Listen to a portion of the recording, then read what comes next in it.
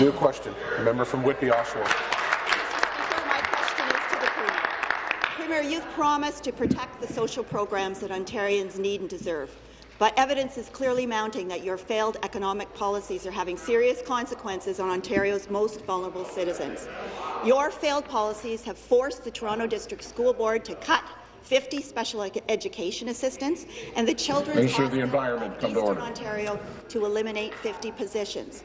But even more disturbing than that is the fact that there are over 21,000 children and adults with intellectual disabilities who are languishing on wait lists, waiting desperately for the supports and services that they desperately need.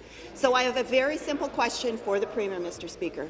Will she admit that her failed economic policies have consequences and are hurting Ontario's most vulnerable citizens? Supplementary. Well, Mr. Speaker, I asked a really simple question, but it's one that the Premier clearly wishes to avoid. But the truth is obvious. In order to be socially compassionate, you first need to be fiscally responsible. Mr. Speaker, good economic policy enables good social policy.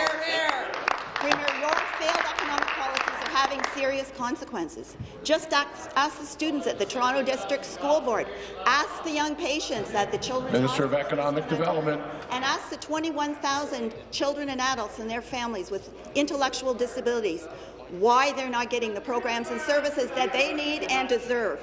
Premier, will you finally recognize that your failed economic policies are having serious consequences and seriously affecting the lives of Ontario's most vulnerable citizens?